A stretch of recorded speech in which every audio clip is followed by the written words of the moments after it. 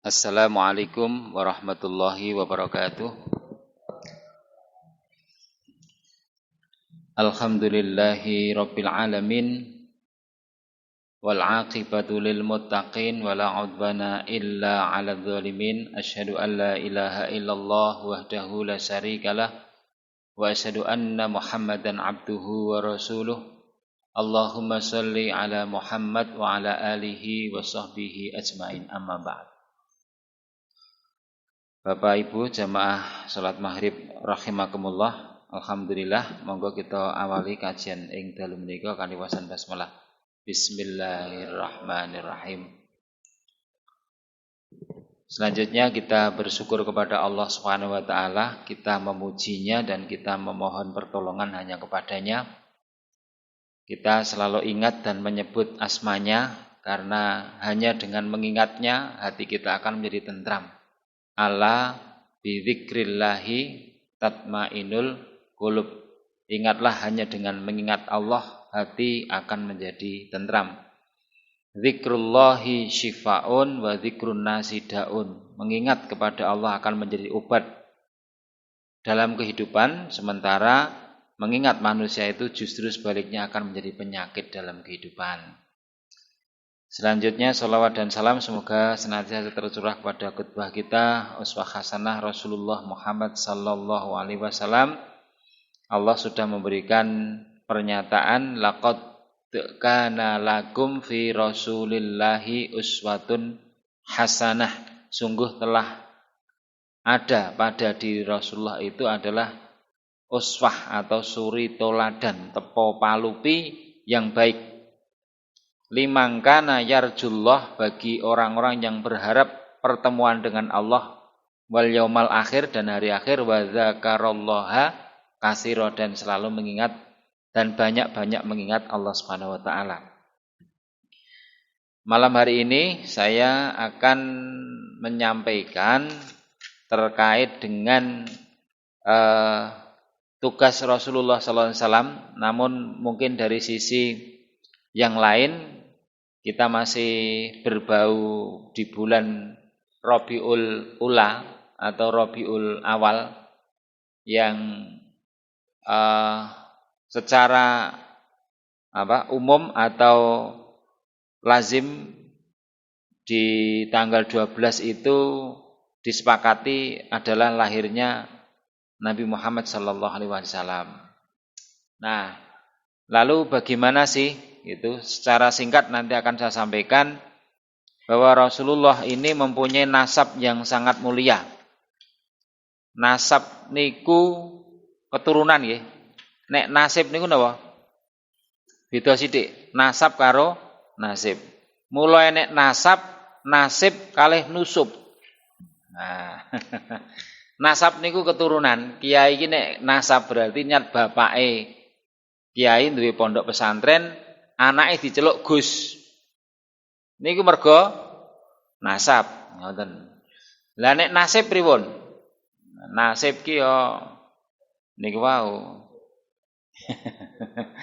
Bocah pinter terus napa menika dening kiyaine digaweke pondok pesantren. Dadi dheke madeg dadi kiai genti. Nek nusub pripun, Pak? Di santri kok apik iki? Dipek mantu.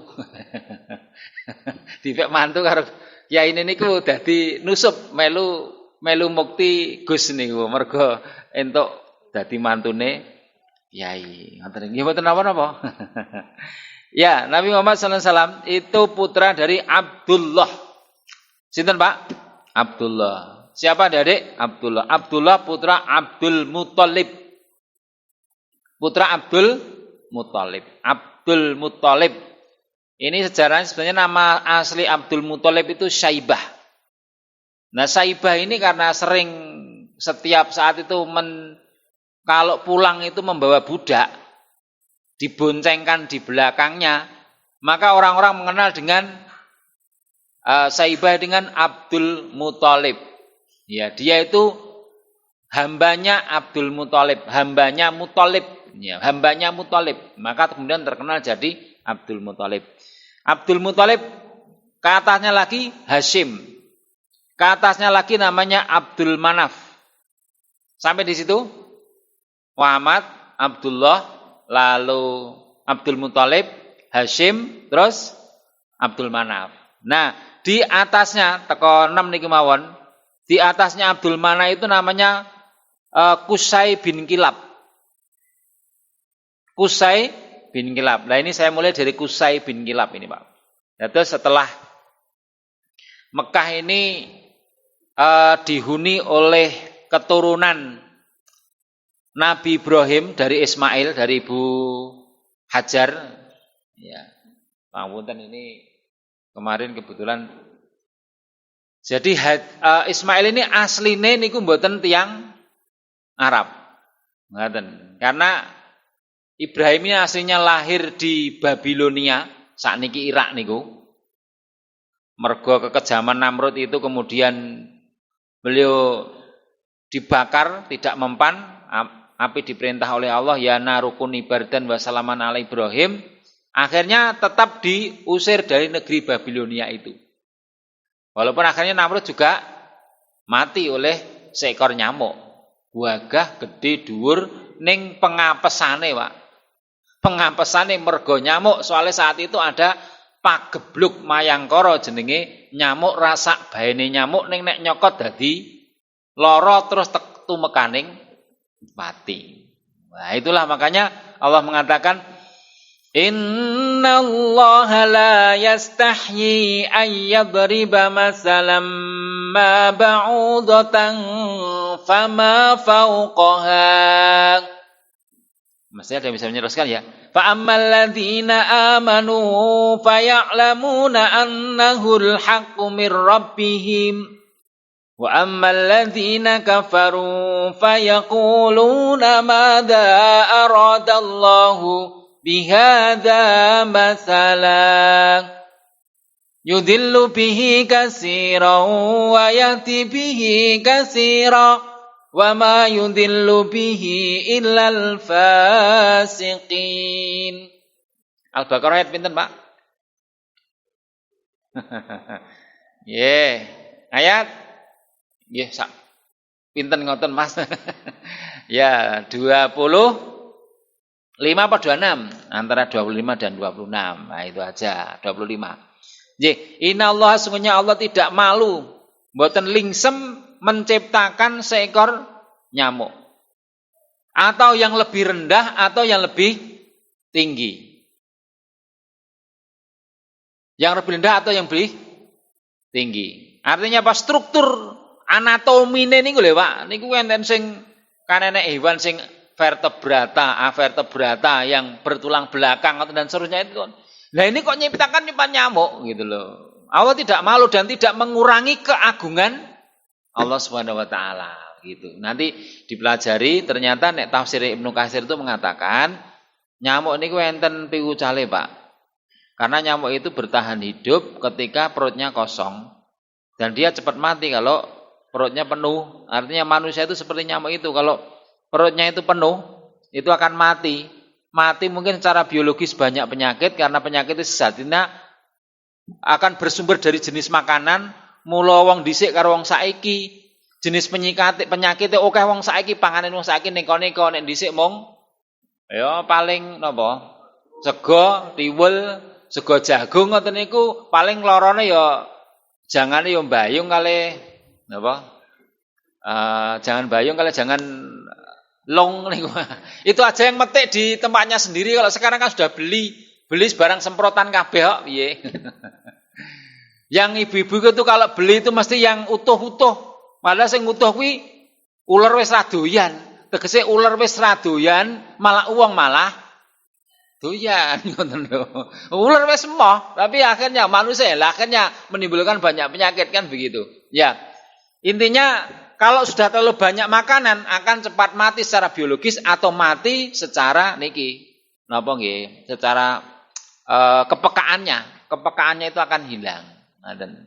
Nah, saya kembali secara singkat nanti saya sampaikan itu akhirnya Ibrahim bersama Sarah istrinya itu hijrah ke Mesir. Di Mesir ketemu dengan Raja Dolim sampai istrinya mau direbut, oleh raja itu karena raja itu punya kelainan. Kelainannya apa? Kesukaannya kepada wanita yang sudah punya suami. Karena dianggapnya wanita yang sudah bersuami itu punya kelebihan. Maneh Pak niku. Penyo pirang-pirangi senenge karo wong wedok sing wis dibojo. Tur senenge ngrebut. Lah kan gitu. Itu namanya kelainan seperti itu. Nah, makanya ini Ibrahim sama Sarah ini bersandiwara. Nanti kalau kamu ditanya oleh raja itu, maka ngaku wae, sampean sedulurku, aku yang ngaku kuwi sedulurmu. Gitu, selesai. Tujuannya apa? Ya ben ora dipek kono, gitu loh. Karena nanti kalau kita enggak ra diulungke dipateni kok, Pak. Jenenge raja kok. Apa kuwasa iki apa-apa iso, kan ngoten. Nah, sampai di situ ternyata benar. Ternyata raja itu malah menyukai juga dengan Sarah. Melihat kecantikannya Sarah itu terpesona. Walaupun dia dikatakan bukan istrinya, tetap suka. Nah, ngoten. Akhirnya ya tetap direbut. Tapi direbut niku singkat kata ketika mau menguasai Sarah ini, Sarah mengangkat tangannya dan berdoa kepada Allah Subhanahu wa taala, dan ternyata orang penguasa tadi itu sakit separuh tubuhnya. Sampai itu berulang 3 kali kon balik ke meneh didongake mari bareng mari pengen menguasai lagi, dan begitu sampai yang terakhir. Maka raja itu heran, ini manusia setan ini segera keluarkan dari kerajaan aja biar enggak kembali ke sini. Maka saya hadiahi seorang budak, seorang jariah namanya Hajar. Dari Hajar itu sesungguhnya adalah anak dari sang raja Mesir itu, dihadiahkan kepada Sarah dengan tujuan supaya tidak mendoakan atau membuat sang raja itu menjadi sakit yang sampai seperti itu. Tetap melaksanakan keinginannya, segera dia disuruh pergi dari kota Mesir, terus pindah ke Palestina. Di 80 tahun Nabi Ibrahim ternyata tidak dikarunia seorang anak, maka Sarah mengusulkan untuk mengangkat status Hajar ini seorang budak untuk menjadi, nah ngoten nek cara ngene dhewe jare diunggahke ning kasur batur iki mau ngoten. Maka kemudian lahirlah Ibrahim di Palestina itu supaya untuk menjaga keluarganya tetap aman dan damai, maka harus dihijrahkan. Dipindahkan ke mana? Ke Mekah itu, ngoten Pak. Lah sementara kota Palestina niki Ibrahim begitu anak dan istrinya itu dipindahkan ke kota Mekah, dia kembali ke Palestina. Di Palestina ini kedatangan seorang pada waktu malam, Pak. Kira-kira jam 1 malam, Pak. Ketok pintu, Assalamualaikum, Assalamualaikum.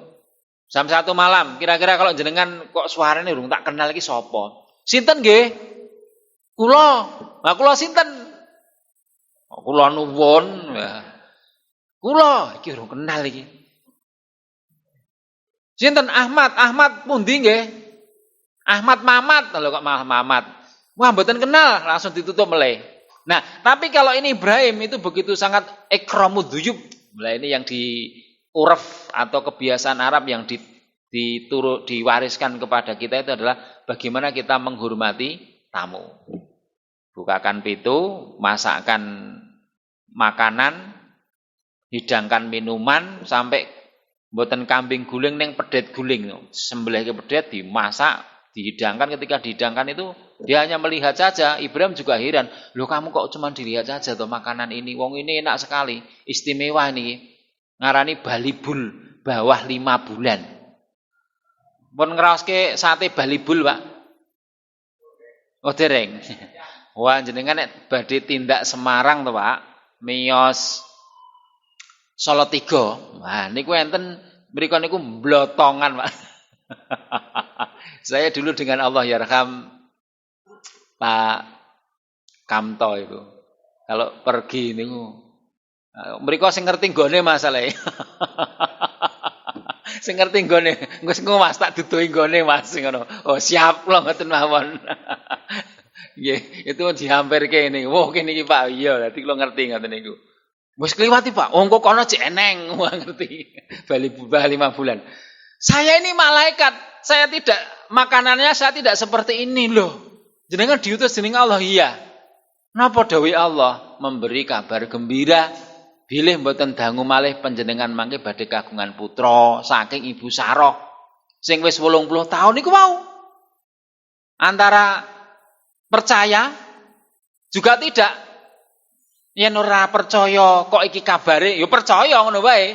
Niku nek tak percaya tapi ini terjadi ngono kae apa, Pak?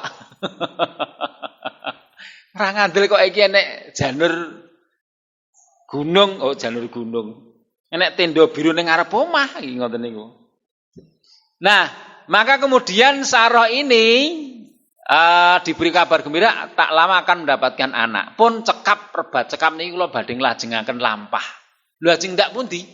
Niki kula kedawuhan memberi azab pelajaran kepada kaumnya Nabi Lot. Ingkang pun sebat namanipun kaum Sodom. Jadi Nabi Ibrahim kalih Nabi Lot niku satu masa, Pak. Ning di kaum di tempat yang berbeda. Ngoten, di tempat yang berbeda. Nah, makanya dia pergi kemudian mengazab itu kaumnya Nabi Lot niku malah ketika sampai di perkampungannya Lot itu bojone niku cerita, enek tamuku len, wah ngoten niku wong lanang-lanang iku njrabing sampai Lot itu mengatakan, "Mas, kowe nek arep nikah iki lho karo anak-anakku." Saya tetap menginginkan tamu-tamumu, padahal tamunya itu malaikat. Wah, seperti itu. Nah, saya tinggalkan ini. Ini saya hanya mau menyampaikan bahwa Ibrahim dari Babilonia Irak pindah ke Mesir, pindah ke Palestina. Palestina, anaknya ada di Mekah ini. Lah Mekah ini dihuni oleh Sarah sama putranya nama Ismail itu, kemudian di sanalah kemudian ada namanya suku Jurhum, Pak. Jurhum niku dari zaman dia mengadakan pengembaraan sampai di kota itu melihat burung yang berputar-putar di atas ngaten, tandanya itu di bawahnya ada air, maka salah satu diutus nak yenke, ternyata iya, kemudian mereka mendatangi, bolehkah kamu minta air, dipersilahkan, diganti, dibarter dengan gandum, bolehkah kami menempat di sini, oh silahkan. Akhirnya mereka beranak pinak di situ sampai Ismail ini menikah dengan salah satu dari keturunan namanya Jurhum niki wau, Pak. Paham nggih? Suku Jurhum niki wau. Satu hari Ibrahim mendatangi nggih tenggene Ibu Sarah, Ibu Hajar riyin. Bar tenggene Ibu Hajar terus ngiline ngomahe Ismail. Assalamualaikum, waalaikumsalam. Matur sinten, Pak? Lho iki bener rumah Ismail. Nggih. Lah Ismail neng ndi? Niki ten wono. Mados biasanya napa wono, Pak? Ya kewan binatang buruan atau mungkin nggo kayu bakar atau apalah begitu. Lah piye kahanane? Kahanane nggih ngaten niki, mangan nggih sak entene. Sok enten sok mboten. Dadi ngoten niku. Pokoke intine sambat ngoten. Sauntara anggonku rene, ning kok bojomu urung balik, iki aku tak pamit. Ya engko sampaikan salam ya kanggo bojomu. Terus iki aku tak pesen, iki nek palang pintune iki kon ganti. Oh nggih, mengke kula matur, kula omongke. Assalamualaikum. Waalaikumsalam. Begitu orang tua ini pergi, let satu hari atau berapa jam kemudian, maka kemudian Ismail datang. Mas, dangumen to. Mau enten tamu piyai sepuh. Jenenge Ibrahim. Loh, Ibrahim. Nah terus pesen apa, Dik? Pesene niki ajeng mantuk wau turune palang pintune kan ganti. Innalillahi wa inna ilaihi rajiun. Mulai saat ini saya talak. Kamu saya cerai. Itu orang tuaku, itu Ibrahim itu adalah bapakku. Maknane palang pintune kon ganti kuwimu kon menceraikan. Mungkin kan Ibrahim tahu, Pak. Iki nek anakku lanang ki entuk wong wedok sing ora nrimo kaya ngene iki, ora tentrem iki. Lah eneke mung sambat iki, Pak. Entuk blonjo akeh ya. Ya kurang. Sithik sansaya niku. Nek mriki insyaallah mboten nggih Ibu nggih qanaah nggih. Qanaah niku narima ing mandum wis pokoke ya diblonjo ya alhamdulillah, sithik ya alhamdulillah, akeh ya. Akeh ya saya alhamdulillah. Ngoten. Makanya nek kata Gus Bah itu Pak. Nyun pangapunten. Katanya kalau ada istri itu marah-marah itu malah alhamdulillah cuma bermodal sabar saja malah ganjarannya gede, Pak. Tapi kalau istri itu baik, tidak marah itu malah ragate akeh. Soalnya ngajak neng mall nek ora dolan-dolan ragat ngono lho. Anggur nek nesu ngono malah ora ragat lho, malah jenengan mung sabar tok ono ganjarane gede. Karena innama yuwafas sabiruna ajruhum bighairi hisab. Orang yang bersabar itu mendapatkan pahala yang tanpa wilangan kok ngoten niku. Makanya alhamdulillah aja lah kalau kita mendapatkan seperti itu. Oke, saya lanjutkan. Ibrahim sampai kemudian pesan seperti itu. Tahun berikutnya Ibrahim datang lagi, ternyata istrinya sudah berganti. Iki kok wis ditekoki kok yo kahanane cek. Oh, prabote rumah tanggane yo cek utuh, ternyata seperti itu. Nah, ternyata kok beda. Makanya pesannya ini palang pintunya bisa ditetapkan, ngaten. Nggih. Sampai di situ, maka saya akan nyampaikan keturunan namanya Jurhum dengan Ismail ini beranak pinak sampai akhirnya sampai sekitar 500 tahun itu diserang oleh pengembara itu namanya dari suku Khuza'ah, Pak. Suku Khuza'ah ini menyerang, akhirnya menguasai, sebagiannya ada yang ditawan, sebagiannya ya sudah dimerdekakan seperti itu. Terus napa nggih? Tapi yang berkuasa itu adalah suku Khuza'ah. Ngaten suku Khuza'ah ini. Rajanya ketika itu namanya Khulail. Nah, Khulail ini mempunyai seorang putri yang sangat cantik begitu. Nah, tadi saya kembali ke keturunan Nabi Muhammad itu ada Qusay bin Kilab, setelah Hasim, Abdul Manaf, ini Qusay bin Kilab itu melamar putri Khulail dan ternyata diterima karena memang Qusay ini keturunan Jurhum, antara persilangannya antara Nabi Ismail dengan tadi suku Jurhum tadi, maaf itu disebut dengan Arab Musta'ribah. Karena Arab ini kan tiga, Arab Ba'idah, terus Aribah, kalian Musta'ribah. Kalau yang Ba'idah itu yang sudah jauh, yang sudah punah. Kemudian Arab Aribah ini Arab yang asli. Kemudian Musta'ribah niki campuran. Kaya wong niku ora enek pakulitane putih, kulitane kuning, enek kulitane ireng. Nek sing putih kuwi wong Persia. Nek wong kuning wong Tiongkok, Cina nggih. Nek sing ireng niku wong Afrika, wong Australia, suku aborigin. Nah ngoten niku ireng. Lah nggih karena pergaulan maka ada persilangan antara putih dengan hitam. Dados napa niku, Pak? Persilangan antara kuning dengan putih, mengke kaya kemerah-merahan seperti mungkin orang Turki kayak gitu itu kan. Kulitnya agak merah-merah kan Pak. Nek panjenengan pernah ten Turki, Pak? Oh dereng. Oh kula biasa, Pak, ten Turki. Kidul kula niku Turki, Turus kidul. Niku kan Turki. Dadi ngen grogol ngetan niku enten desa Turus kidul niku nek singkatane Turki. Sami to. Nah, lanjut kemudian dikuasai bertahun-tahun oleh suku Khuza'ah yang telah merebut kekuasaan dari suku Jurhum tadi. Maka ketika Qusay orang Jurhum ini menikah dengan putri Khulail ini suatu saat meninggal, Pak. Meninggal, makanya kemudian Qusay ini memproklamirkan dirinya, mengangkat dirinya sebagai seorang raja. Lah sing saka suku Khuza'ah gak gelem nampa. Wae enak men, kowe iki mantu kok. Ngerti-ngerti napa nek nusuk napa nasib napa kok bareng maratuwane mati kok terus arek napa nika nguasani kuwi rak mo pinten nika mo 15 kuwi jenenge mo 15 napa pinten nika to dadi napa madhep mantep mangan melu maratuwa muring-muring mantune minggat bareng maratuwane mati melu maris ngene iku rak karepe ya ngoten niku mbelung niku. Tidak bisa, terjadilah peperangan. Mereka punya pendukung masing-masing, Pak. Nek enten kata pepatah, gajah sama gajah, pripun? Pelanduk di tengah-tengah. Kuwi karepe piye? Wong gedhe padha tarung, sing dadi korban kuwi ya wong cilik. Sing gontok-gontokan wong cilik. Sing wong kono ya sekarek kipas. Kan ngoten niku wau.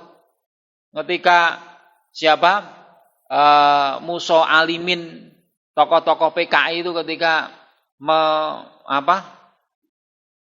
memprovokasi buruh para tani untuk memberontak. Itu bahasanya. Begitu bisa dikuasai oleh Belanda, mereka malah diasingkan ke mana, Pak? Peking sana. Nah, itu. Begitu yang dipegang, yang dibunuh ya orang-orang kita sendiri gitu. Tapi setelah merdeka mereka datang lagi, kayak untran-untran meneh. Nah, itu yang terjadi begitu. Nah, selanjutnya maka jatuh korban yang banyak, Pak. Banjir darah, Pak. Luar biasa. Sejak dahulu itu yang namanya tabiat kekuasaan niku ngoten niku. Nggih, kekuasaan niku ngoten niku. Mila nyuwun pangapunten nggih. Ya nek ngerti asline jan-jane kekuasaan ngono ya do mestine nek ngerti hakikate ngono moh. Moh apa meneh kan nganggo rebutan, tapi begitulah manusia, ya. Sejak dahulu itu seperti itu. Tabiatnya manusia itu ya kalau udah pun kebacut nyemplung, ya wis sisan kok dareki engko ingah-ingih aku. Kalau tak lakoni ngono. Entek to. Oh. Entek ngomah entek ngalas tak lakoni ngoten niku. Ini sudah akal sehatnya sudah enggak jalan kalau seperti itu. Ya.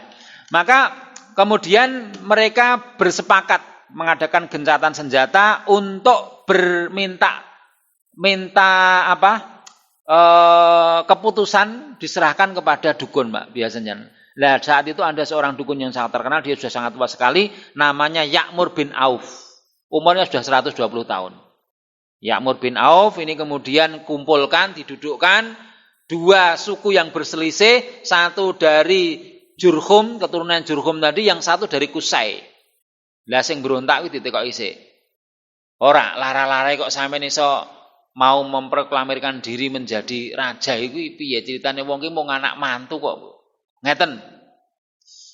Mula bukane Mekah niku asal kalih usule, nek usul aja. Nek asal aja. Usul niku. Ini tuh kami keturunan Ismail dan Jurhum yang kemudian membangun kota Mekah ini. Kemudian mereka itu pendatang merampok kami, kemudian mereka berkuasa. Jadi nek didilidirke sejarah ini nenek moyang kami yang berkuasa itu. Wah, terus piye? Kusai piye? Kusai nggak bisa jawab, Pak. Wong kasunyatan ngoten niku kok. Nah, akhirnya Ya'mur memutuskan, karena di awal sudah disumpah, pokoknya disumpah semuanya nanti harus mengikuti apa keputusannya Ya'mur tadi.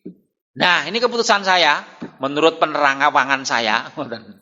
Maka yang berkuasa, yang berhak atas kota ini yang menjadi pemimpin adalah dari suku Jurhum tadi. Akhirnya Jurhum berkuasa, Pak. Mulai dari Kusai bin Kilab niku punya anak dua namanya Abdul Manaf. Ya, Abdul Manaf itu sama Abdudar namanya. Abdul Manaf ditugaskan untuk mengurus jamaah haji, nek Abdudar mengurus Darun Nadwah.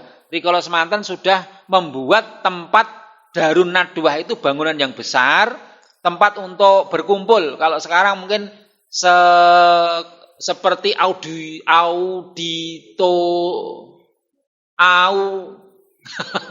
angel mentoki. Auditorium lah ngoten niku.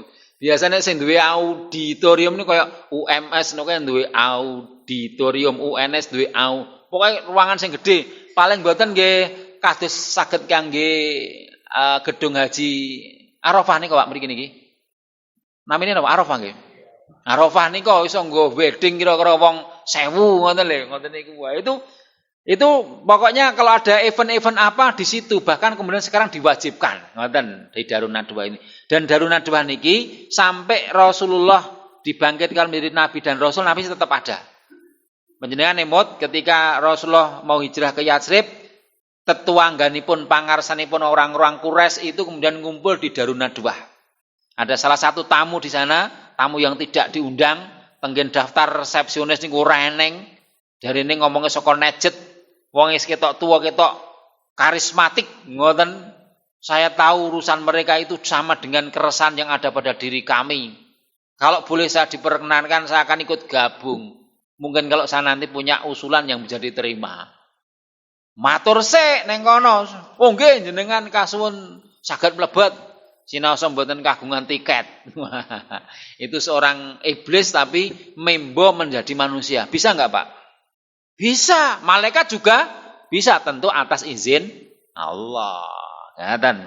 Baik, Darun Nadwa itu sempat masih itu sampai nanti sampai pada pemerintahannya Rasulullah wafat, Khulafaur Rasyidin sampai berganti pada pemerintahannya putra dari Abu Sufyan bin Harb namanya Muawiyah bin Abi Sufyan. Itu dijual oleh seorang sahabat. Karena dulu pernah yang namanya pemegang Darun Nadwa itu kan orang sana itu sukanya mabuk, Pak. Lah pas mabuk nemen ning wau, koncone ditekoki.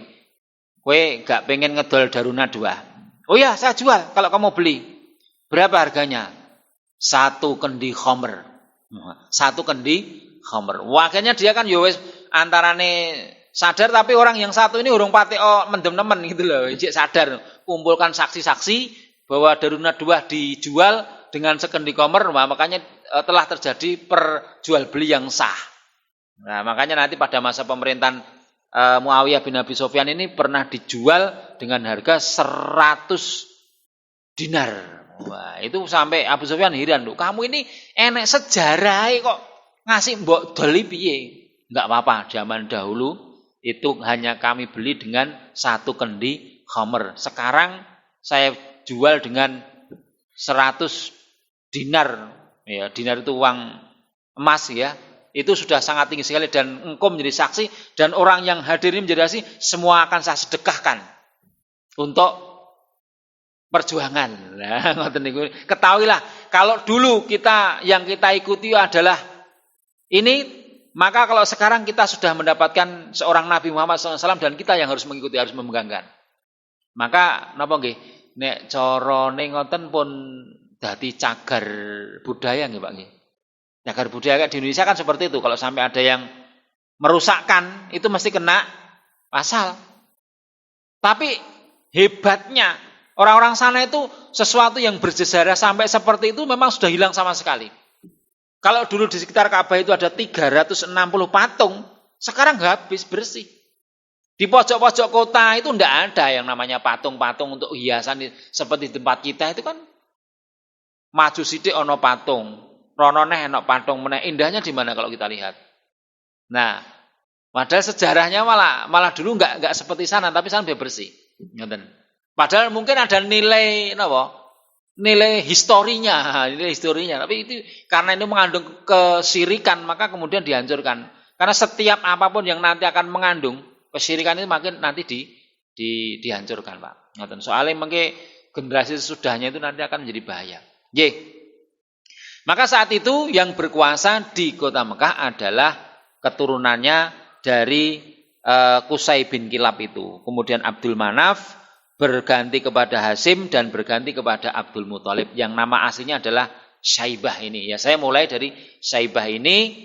Satu hari dia bermimpi. Mimpinya itu adalah dia di dalam mimpinya itu yang pertama ihris baroroh, galilah sesuatu yang baik. Mal baroroh, ditanyakan apa yang baik itu, terus hilang. Besok lagi bermimpi ihris majmumah, mal majmumah, apa yang bermanfaat itu, apa yang terjamin itu, enggak ada jawaban. Sampai yang ketiga atau yang keempat itu adalah galilah Zamzam. Nah, kalau Zamzam ketika itu memang sudah ada histori atau ceritanya, tetapi di mana tempatnya karena pada saat peperangan tadi, Mbak, itu memang oleh suku Jurhum sengaja ditutup. Ditutup dan itu tidak tahu, hanya kayak legenda ngoten lho, Pak. Kayak cerita turun-temurun bahwa dulu pernah ada air Zamzam, tapi tempatnya di mana enggak ada yang tahu. Jamaah haji masih ada, tetapi air itu didatangkan dari luar kota Makkah. Nanti yang mengurusi jamaah haji itu mendatangkan dari kota Makkah untuk mereka berikan, jangan sampai mereka sampai beli. Apa meneh sing rapate duwe duit ini ben aja tuku ngoten. Nah, ini luar biasa ya. Kalau mungkin nanti kita bisa tahun ini mudah-mudahan nanti bisa dibuka sehingga sing wis ngantu-antu pirang-pirang tahun iki yo iso mangkat ngoten niku nggih. Nah, selanjutnya maka dia cari Zam-zam. Lalu di mana itu? Ada petunjuknya. Satu, petunjuknya itu nanti kamu akan dapati seseorang yang menyembelih sapi dan di situ ada darah bercampur dengan gelembungnya itu untuk niku nggih. Nanti di situ. Yang kedua, di sana ada burung yang mematuk dan di situ ada semutnya, ngeten ya. Maka mulailah dia mengikuti petunjuknya itu, nonton iki ngendi ki nggone. Iki di sini ada Baitullah, di situ ada patung namanya Isof sama Nailah, Pak. Isof itu patung laki-laki, Nailah itu biasanya Nailah itu kan nailon itu kan biasanya kan perempuan, Pak. Itu kan ada ceritanya zaman dahulu, Isof sama Nailah itu dua orang memadu kasih sampai dia berzina di depan Ka'bah, dia dikutuk jadi batu. Terus dikutuk jadi, maka patungnya itu ditempatkan dulu itu di antara Sofa sama Marwah. Tapi oleh Amr bin Luhai ini seorang kolektor benda-benda antik yang dia pernah mendapat dari satu tempat ketika bepergian itu mendapati patung dari perak itu menurut saya tertarik sekali gitu, unik gitu kan. Wah, itu terus ditaruh di Ka'bah. Lama-lama mereka pada nyembah sama itu, termasuk Nailah sama Isof ini ditaruh oleh seseorang yang saya sebut namanya tadi itu kemudian di situ untuk disembahnya. Antara Isof dan Nailah ini kemudian di tengah-tengahnya tiba-tiba ada seorang suku di Arab itu yang nyembelih sapi dan sapinya itu kemudian darahnya memancar campur gelembungnya kemudian didekati, ternyata benar di situ ada burung gagak. Petunjuknya burung gagak itu biasanya warnanya apa, Pak? Hitam. Tapi itu ada sayapnya itu yang agak ada putih-putihnya, ada putihnya. Oh ya, ini ketemu. Setelah beliau mendekat, ternyata beliau kakinya dicokot dicokot semut. Wah, ini langsung dia gali itu, digali, namun kemudian ada orang itu yang mengganggu. Kamu itu bagaimana kok digali sampai telinganya Abdul Muthalib digeret. Niku ngantos meh perung. Maka dia dengan anak laki-lakinya yang pertama itu wis kira-kira umure selas-lasan ngoten wis iso dijak nyambut gawe jenenge Haris, Pak. Haris, kamu jaga ini orang-orang supaya tidak mengganggu saya. Haris tugasnya ngoten niku. Pun sampai kedalaman tertentu bibirnya itu sudah kelihatan dan ternyata ada penutupnya, Pak. Penutup sumur Zam-zam itu adalah patung emas dari wujudnya niku kados dene kidang nggih. Sama di situ ada pedang yang dulu memang disimpan di situ oleh seorang, ini saya lupa namanya yang nyimpan itu, nanti mungkin saya diingatkan. Mulailah kemudian air Zam-zam itu keluar setelah diambil pedang itu sama niku keluar. Nah, setelah keluar orang-orang pada datang. Wah, air di Mekah ketika itu sangat berharga. Air, Pak, banyu, Pak. Ngungkuli napa? Wong nang Indonesia wae ngungkuli bensin kok saniki kok nggih. Saniki kan kita itu minum aja itu tidak pakai sumur kita itu minumnya. Sumur kita nyaris hanya digunakan untuk cuci dan mandi. Dhisik wong adol napa? Wong adol banyu niki wadol banyu. Nah, sekarang kita malah beli, ya kan itu yang terjadi. Baik, saya tambahkan sedikit, Pak. Maka kemudian di antara mereka berselisih lagi. Wah, kalau begitu ini harus kita manfaatkan bersama. Enggak bisa. Yang gali saya, yang mimpi saya, yang goda kamu kok. Terus mau datang, mau menguasai. Wakilnya hampir tadi perperangan lagi, Pak. Ngoten niku. Jadi kalau orang Arab itu abnaul huruf. Dibesarkan dengan dalam kondisi peperangan, Pak. Jadi ini apa sithik ya pokoke ngoten niku wau ngangkat senjata ngoten mawon. Selisih sithik rembukannya ya semono yang berpisah adalah senjata. Di medan peperangan memang seperti itu karena dibesarkan dengan peperangan. Kalau kita ini kan weruh darah sithik ngono wis Wis wedi. Di sana itu sudah biasa ngoten niku ya. Ya, maka selanjutnya Bapak Ibu yang kami hormati, kemudian mereka minta hukum lagi untuk menengahi perselisihan di antara mereka itu, yaitu apa? Kepada seorang dukun wanita yang ada di Syria sana. Nah sampai di Syria kan yo adoh wis nggo perbekalan sampai di tengah perjalanan iki sangun entek arep bali mulih yo kentekan ora mungkin tur yo ora teko nggone nek nggone sing dituju yo sik adoh. Nah ketika sampai di sana gimana ini?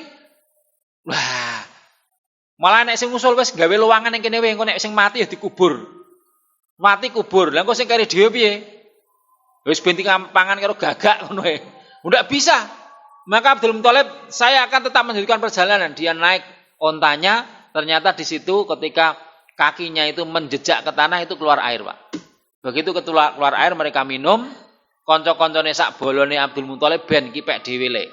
Kono rasah kei, ngoten lho. Sing kono ngrepo-repo njaluk ngoten niku. Tapi Abdul Muthalib ya ora to, ya kabeh dikeki to. Kabeh ben milu ngombe to. Ngoten niku. Akhirnya mereka baru sadar, oh ya nek ngono anu Zam-Zam iki sing tetep sing menguasai ya kamu wahai Abdul Muthalib. Gitu, Pak. Ini saking itu terus mereka ridho ngoten lho. Ridho saiki bali wae. Ora usah ning Syria nih saiki bali wae, maka bertahun-tahun Abdul Muthalib itu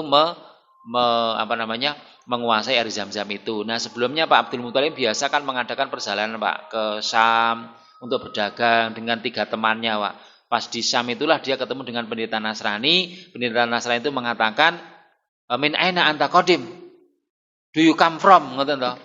"Oh, ana min Makkah, saya dari Makkah." "Oh, Makkah." Kata pendeta Nasrani itu, "Mekah itu nanti akan lahir seorang nabi terakhir, namanya Muhammad." Digondeli niku. Maka dia bener ketika pulang, nggo pokoke isi-isian. Nek engko ndek anak wong 3 iki, saya akan beri nama Muhammad. Ternyata Abdul Muthalib ini lahir seorang orang anak ning napa? Putu saking Abdullah itu. Maka lahirlah Muhammad. Nah, nama Muhammad saat itu belum lazim diberi nama di kota Mekah itu. Artinya Muhammad itu kemudian begitu lahir dibawa ke Ka'bah, dia mengatakan saya pengin anak ini saya beri nama Muhammad. Anak ini artinya Muhammad itu kan yang terpuji, yang dipuji oleh manusia di dunia ini, di saklumaing bumi ini, dan dipuji juga oleh makhluk yang ada di langit, para malaikat. Begitu, Pak. Makanya di surat As-Saff itu, "Ya Bani Israila inni Rasulullah ilaikum musaddiqan lima baina yadayya minat Taurat wa mubasysyiran bi rasulin ya'ti min ba'di ismuhu Ahmad. Falamma ja'ahum bil bayyinati qalu hadza sikhrum mubin." Itu dikatakan itu jelas, namanya jelas, ya. Nah, yang terakhir, "Wa ma arsalnaka illa rahmatan lil alamin." Allah berfirman, "Wa ma arsalnaka," saya tidak mengutusmu wahai Muhammad, illa kecuali rahmatan lil alamin, menjadi rahmat bagi seluruh alam. Nah, apa maknanya rahmat? Seperti masjid kita ini ya Pak ya. Ya, rahmat itu adalah kasih sayang.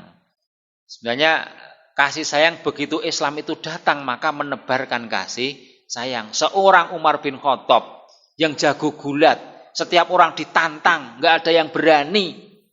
Itu begitu tersentuh oleh Islam. Dia dalam keadaan kemarahan yang memuncak, membawa pedangnya yang terhunus, ditanya oleh kawannya, "Napa niki wajahnya merah padam? Kemana kamu? Siapa mau bunuh Muhammad?" "Aja ngurus wong liya, adimu ki lho sing jenenge Fatimah, iki wis dadi pengikute Muhammad. Urusan adimu sik. Apa kamu bilang? Adik saya mah mengikuti pengikutnya Muhammad." "Iya." "Kalau kamu robek mulutmu." Ya, dia datang ke rumah adiknya, ternyata adiknya sedang membaca satu lembaran dering Al-Qur'an, Pak. "Toha ma anzalna 'alaikal Qur'ana litasqa illa tadhkiratan liman yakhsha." Weruh. Sing mbok waca apa kamu?" Begitu Umar datang langsung diselempet ke mriki.